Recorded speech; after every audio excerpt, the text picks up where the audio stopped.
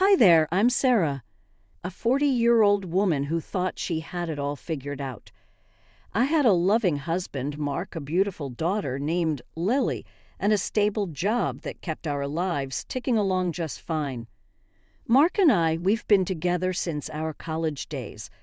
We were both economics nerds, met in a class that's a bit of a blur now. But what I do remember is how Mark made me feel.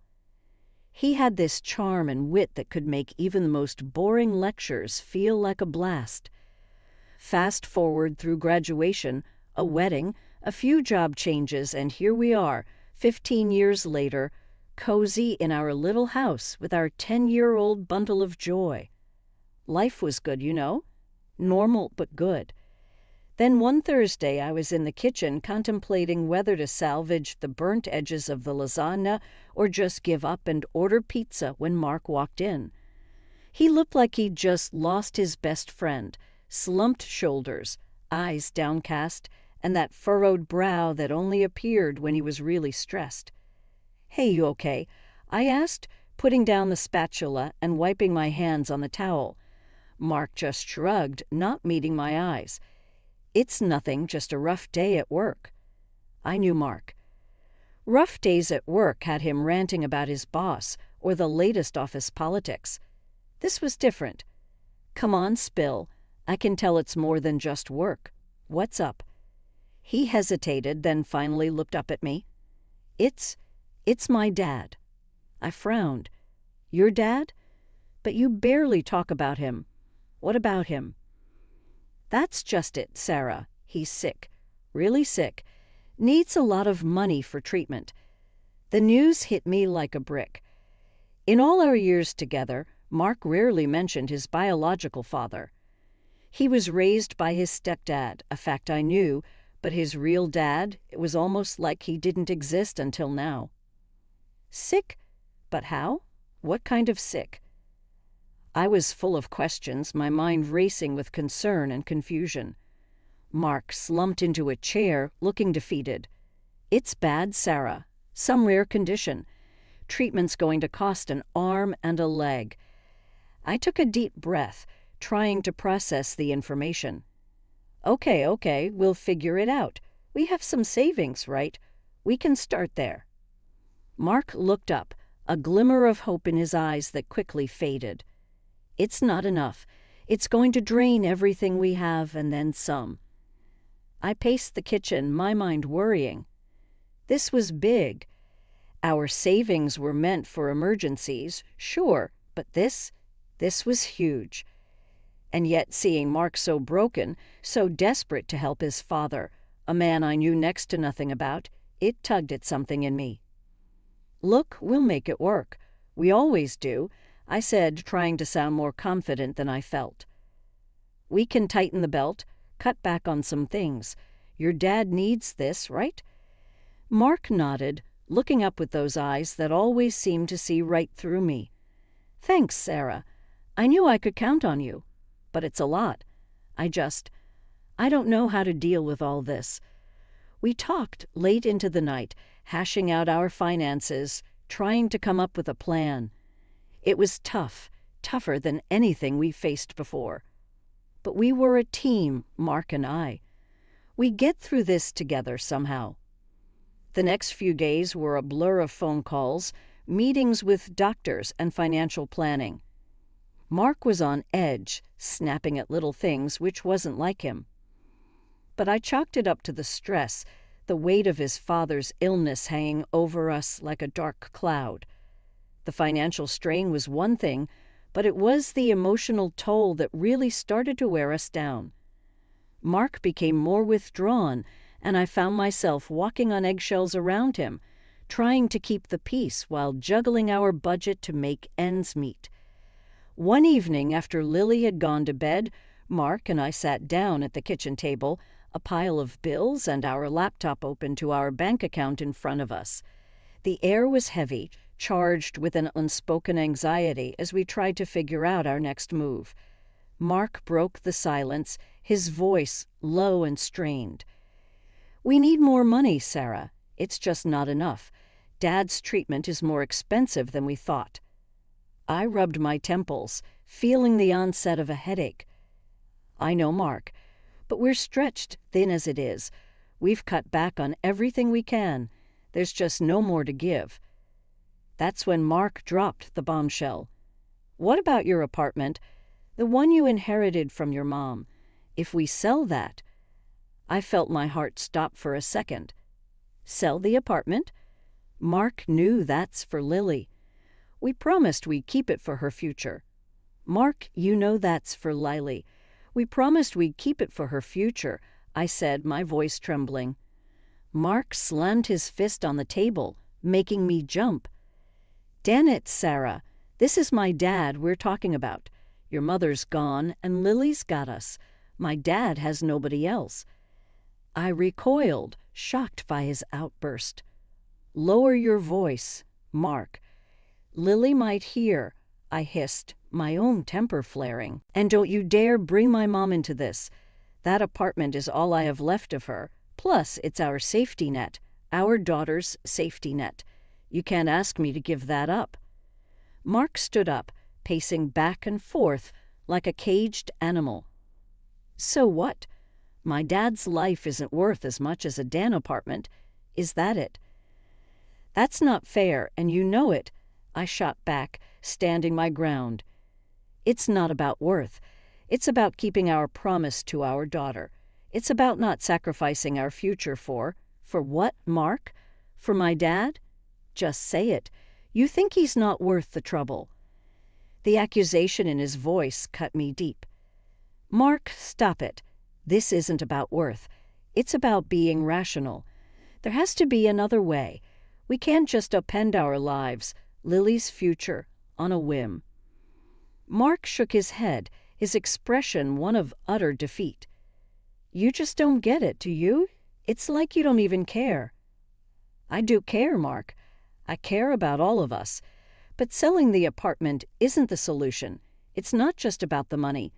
It's about what we're teaching our daughter, about family, about making hard choices. For a moment, there was silence, both of us breathing heavily, the weight of our argument hanging in the air. Finally, Mark spoke, his voice cold and distant. I need some air. And with that, he grabbed his coat and walked out, leaving me standing alone in the kitchen, surrounded by unpaid bills, and a marriage that felt like it was starting to crumble. The rest of the night was a blur. I couldn't sleep, tossing and turning, replaying our argument over and over in my head. Was I being unreasonable? Was I putting material things over family? But then wasn't Lily our family too? Wasn't her future just as important? After what felt like ages, Mark and I finally found a way to patch things up. It was one of those late-night talks where you lay everything out on the table. The good, the bad, and the ugly. We were both drained, emotionally spent, but determined to get past this hurdle. I wanted to believe we could find our way back to each other, to the love that had once been so strong. In a bid to bridge the gap between us, I suggested, why don't we go see your dad together? It might be good for you, for us. Mark's reaction was odd, to say the least. He fidgeted, avoided my gaze, and mumbled, It's not possible right now. How come? I pressed, my brow furrowing in confusion. His vague response didn't sit right with me, but before I could dig deeper, life decided to throw another curveball my way.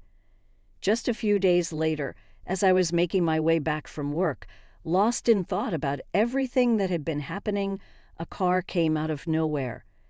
The impact was sudden, shocking, leaving me dazed and in pain on the cold pavement. The next thing I knew, I was in the hospital, diagnosed with a concussion. The doctor said I needed long-term treatment, which meant more time off work, more bills, and more stress. But worse than the physical pain was the realization that Mark didn't come to visit, not once. It was Lily who kept me company, her small worried face a constant reminder of the strength and innocence we're supposed to protect. "Mama, why hasn't Daddy come to see you?" she asked one evening, her voice small in the too-quiet room. I didn't know how to explain to her that I had no answer. Daddy's busy, sweetheart, but it's okay, we have each other. And Grandma's been a big help, hasn't she?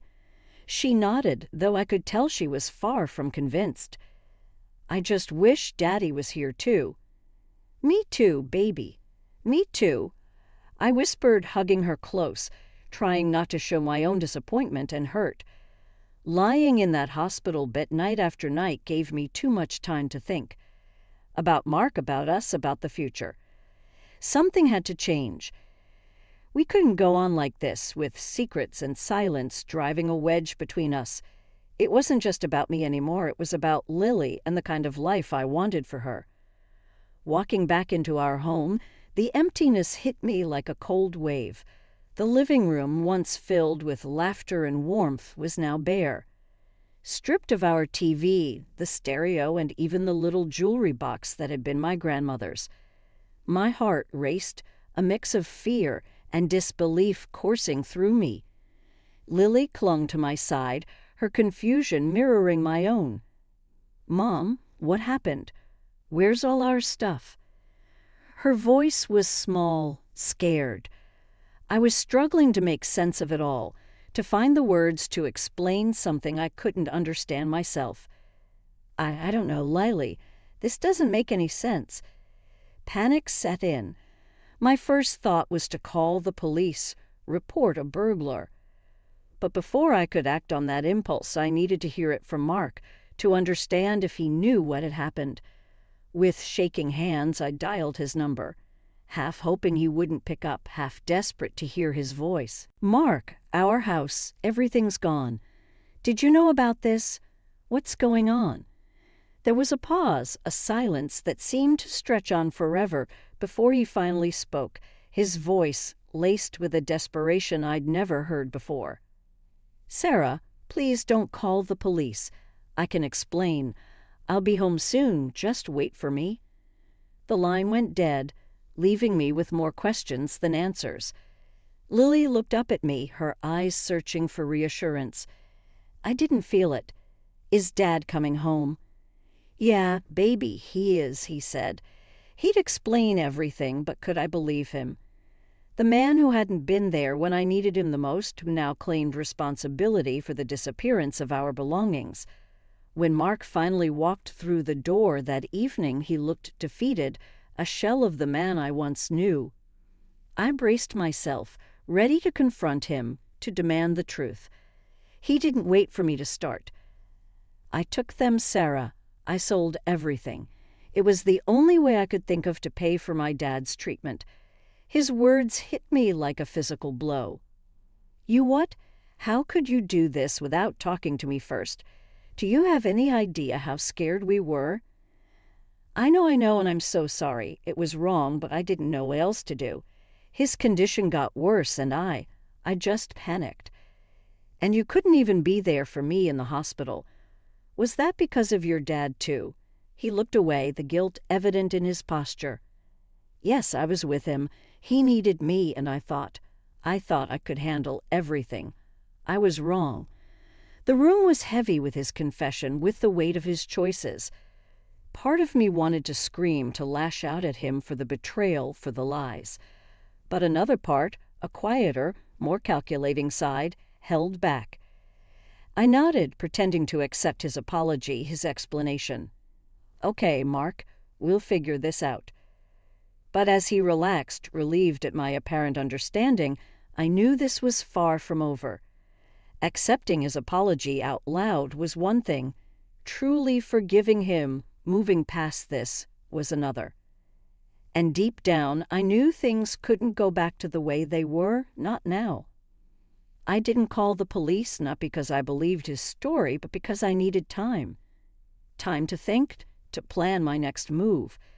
Mark thought he had smoothed things over, but this was a betrayal that couldn't be brushed under the rug with a simple apology. As I put Lily to bed that night, reassuring her that everything would be okay, I made a silent promise to myself. I would get to the bottom of this, uncover the full truth of Mark's actions, and protect our daughter from the fallout. After Mark's confession and his bizarre behavior, Things just didn't add up for me. I decided it was time to get some outside help. So I reached out to a friend of mine, Carla, who had made a career out of uncovering truths people worked hard to bury. She was a private investigator, and if anyone could get to the bottom of this mess, it was her. "Carla, it's me," I said, my voice a mix of desperation and determination. "I need your help. Mark's been acting strange, and I think there's more going on than he's letting on." Carla, ever the professional, didn't miss a beat. "Tell me everything," she said, and I did. I spilled the beans about the missing valuables, Mark's vague explanation about his dad's health, and how none of it sat right with me. "All right, I'm on it," she assured me after I finished. "But you've got to be patient. These things take time." Patient, that word echoed in my mind as I hung up. Patience had never been my strong suit, but I knew Carla was right. I needed to wait for her to do her thing. However, waiting wasn't in the cards for me. A nagging thought kept tugging at the back of my mind, leading me to make a call I never thought I'd have to. I dialed Mark's mom and stepdad, trying to sound casual as I asked about the health of Mark's biological father. The silence on the other end of the line was telling. When they finally spoke, their confusion was palpable. "Sarah, dear, what are you talking about? Mark's dad passed away years ago." The floor might as well have opened up beneath me. "Years ago," I echoed, feeling a mix of anger and betrayal swirling inside me. "Yes, I'm so sorry. Did Mark not tell you?"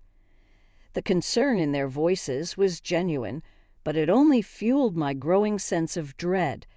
No, he didn't, thanks," I mumbled, ending the call as quickly as I could. I sat there, foam in hand, the pieces clicking into place.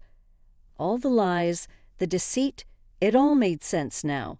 Mark had been playing me, using his dead father as a ploy to siphon off our savings for who knows what. The revelation left me reeling, but I knew I couldn't confront Mark without solid proof of where the money was actually going. And for that, I needed Carla's findings. In the meantime, I played the part of the unaware wife, a role that chafed with every passing moment. Mark continued on as if nothing was amiss, unaware of the storm brewing just beneath the surface. Each day that passed was a test of my patience, a slow march towards the inevitable confrontation. But I was determined to wait, to gather all the ammunition I needed to face Mark with the truth. After what felt like an eternity, Carla finally called me with an update. My heart pounded in anticipation as I picked up the phone. "Sarah, we need to talk. Can you meet me at the cafe on 5th? She asked, her tone serious. "Sure, I'll be there in 20, I replied, trying to keep my voice steady despite the storm of emotions raging inside me.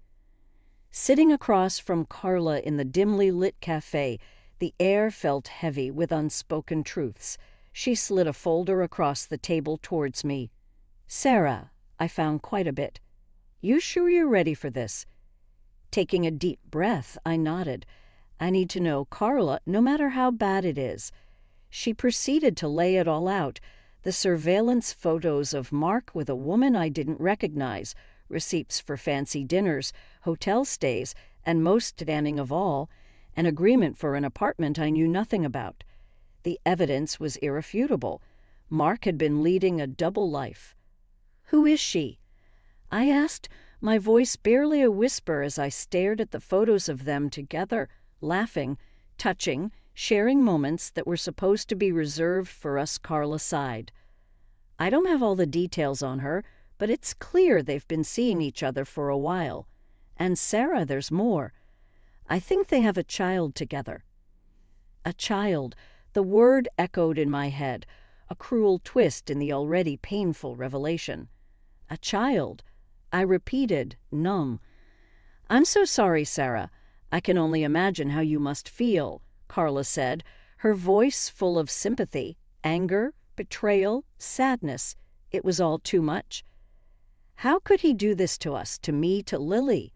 Carla reached across the table, offering a comforting hand. I wish I had the answers, Sarah, but know this. You're not alone.